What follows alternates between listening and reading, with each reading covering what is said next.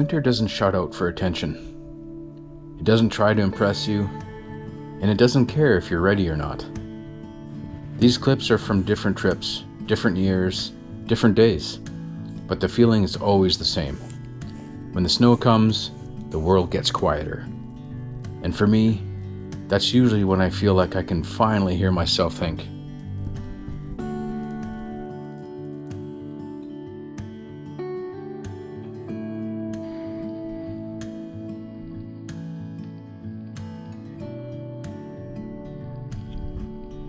Winter hiking isn't about distance or speed. You don't rack up miles. You don't chase summits the same way. Everything just takes longer. Putting on gloves, adjusting layers, waiting for daylight, and that slowness changes the experience. In summer, the trail feels alive. In winter, it feels honest. Mistakes cost more. Preparation matters more. And every step feels earned. I think it's about 7 kilometers to where we're going to camp tonight, and it feels more like we'll be putting in about 12, 13 kilometers worth of energy to get there. So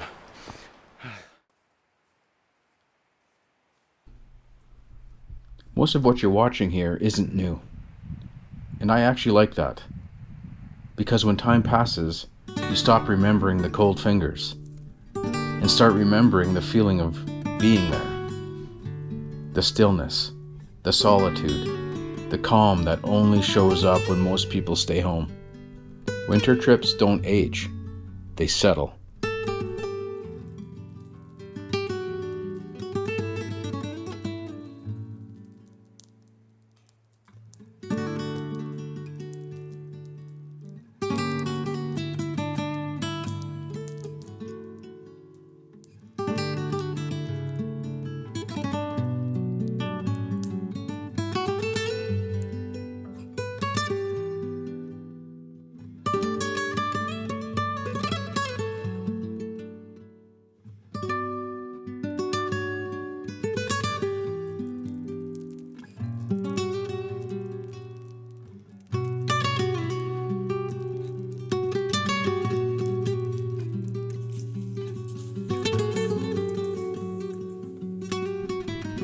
Snowshoeing teaches patience.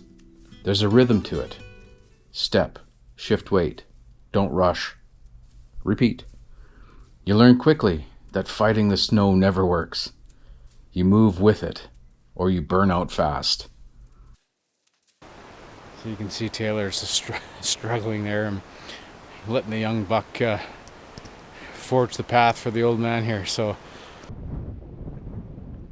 And there's something satisfying about breaking trail, knowing no one's been here since the last storm.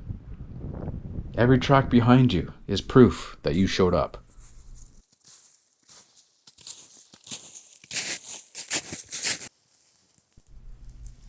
Winter camping strips things down. Comfort becomes control. Stay dry, stay fed, stay warm. That's the checklist. There's no scrolling, no noise, no distractions. Just managing the basics and realizing how little you actually need. A lot of YouTubers call it their sleep system. This isn't really a system at all. It's a foam mattress on the bottom to keep me insulated from the snow on the ground.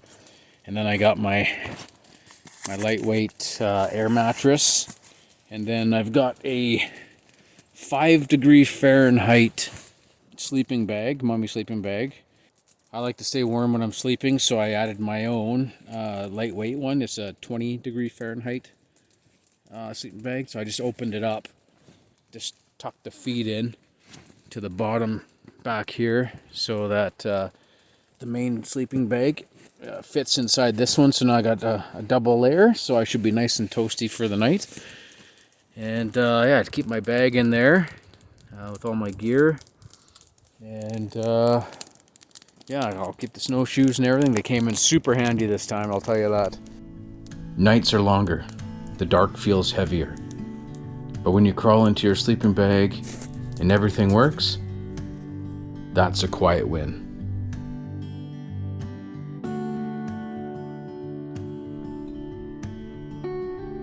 Most people disappear from the trails in winter, and I get it. It's cold, it's uncomfortable, it's unpredictable. But that's also why it's special.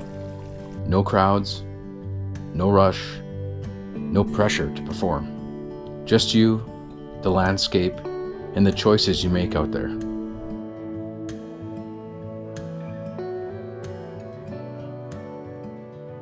About 5 years ago on this exact same trail, we were going and doing another hike, Taylor and I, up to Farley Lake, and we came across some massive mountain lion tracks in the snow. You know, the paw prints were about the size of my hand.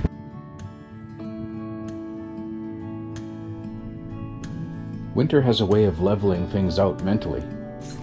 You don't bring your whole life with you, just what fits in your pack and in your head. Problems feel smaller when your main concern is daylight and weather. And when you head back out, things don't magically fix themselves, but they usually feel clearer.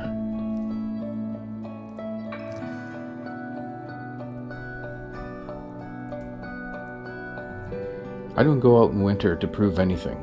I go because it reminds me to slow down, to pay attention, to be deliberate. Winter doesn't reward shortcuts. And maybe that's the lesson.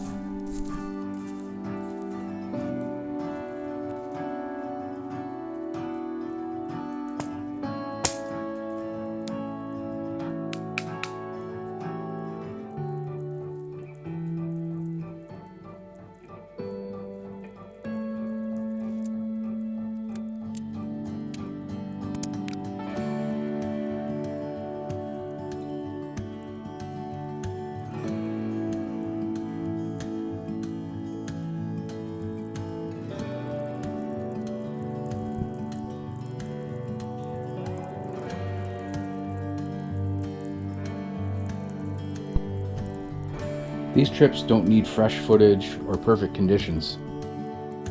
They just need you to show up. If you've been thinking about getting outside this winter, even just a short walk, a quiet trail, or a simple overnight, it might be worth it. Thanks for coming along.